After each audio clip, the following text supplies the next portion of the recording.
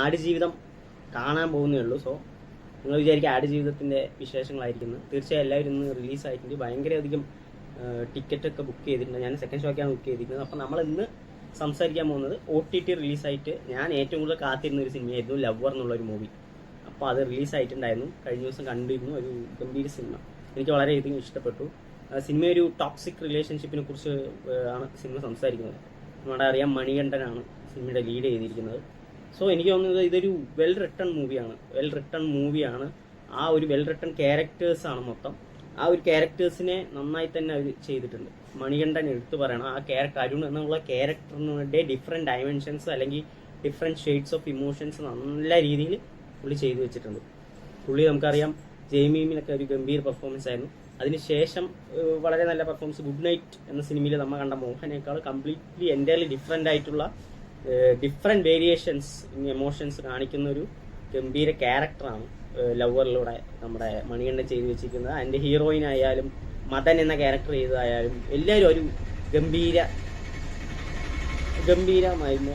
ശരിക്കും ആക്ച്വലി എനിക്ക് തോന്നിയത് ശരിക്കും ഇങ്ങനെ നമ്മൾ കുറേയധികം കണ്ടിട്ടുള്ള ക്യാരക്ടേഴ്സ് നമ്മുടെ നേരിട്ട് വരുന്ന ഒരു ഫീലാണ്. പുള്ളി അത് നന്നായി വളരെയധികം ആ ക്യാരക്ടറിനെ ഇൻസൈഡ് ചെയ്ത് അതിന് ഇമോഷൻസ് വളരെ രീതിയിൽ കാണിച്ചിട്ടുണ്ട്. കാരണം നമുക്ക് പുള്ളി ആ ക്യാരക്ടറോട് ചില സമയത്ത് ദേഷ്യം തോന്നും, ചില സമയത്ത് ഒരു പാവം എന്നുള്ള ഒരു സഹതാപം തോന്നും, ചില സമയത്ത് സങ്കടം, അങ്ങനെ ഞാൻ പറഞ്ഞില്ലേ വെറൈറ്റി ഓഫ് ഇമോഷൻസ് ആ ക്യാരക്ടറിന് നമുക്ക് കാണാൻ സാധിക്കും. ആ ഡയമെൻഷൻസിൽ തന്നെയാണ് കാണിച്ചിരിക്കുന്നത്. ആൻഡ് ക്ലൈമാക്സ് എനിക്ക് അതായത് ഒരു നോർമൽ ഒരു ടിപ്പിക്കൽ ക്ലൈമാക്സ് ചെയ്യാതിരുന്നത് എനിക്ക് വളരെയധികം ഇഷ്ടപ്പെട്ടു. ഈ ടോക്സിക് റിലേഷൻഷിപ്പിൽ എന്തൊക്കെ കാര്യങ്ങളാണ് എന്നുള്ളത് വളരെ നല്ല രീതിയിൽ തന്നെ ചെയ്തിട്ടുണ്ട്. ലിമിറ്റഡ് ഓഫ് ക്യാരക്ടേഴ്സിന് വെച്ച് ഗംഭീരമായി ചെയ്തിട്ടുണ്ട്. അതിൽ എനിക്ക് ഏറ്റവും ഇഷ്ടപ്പെട്ട ഒരു വേർഡ് ഉണ്ട്.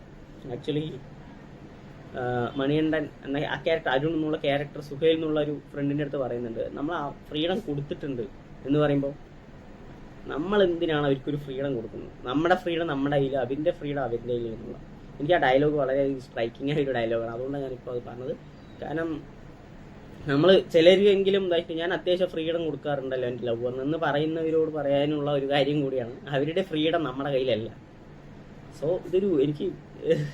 എനിക്ക് നല്ല ഇഷ്ടപ്പെട്ടു. വളരെ നല്ല നല്ല സിനിമയാണ്. അപ്പോൾ സിനിമ OTT വന്നിട്ടുണ്ട്, കാണുക, നിങ്ങളുടെ അഭിപ്രായങ്ങൾ പറയുക. ഞാനപ്പോൾ ഇത് കഴിഞ്ഞിട്ട് നമ്മുടെ ഗോട്ട് ലൈഫ് അത് കാണാൻ പോകുന്നതായിരിക്കും. അതിൻ്റെ അഭിപ്രായങ്ങൾ ഉടനെ അറിയിക്കുന്നതായിരിക്കും. ലവർ നല്ലൊരു മൂവിയാണ്, വാച്ച് ഇറ്റ്.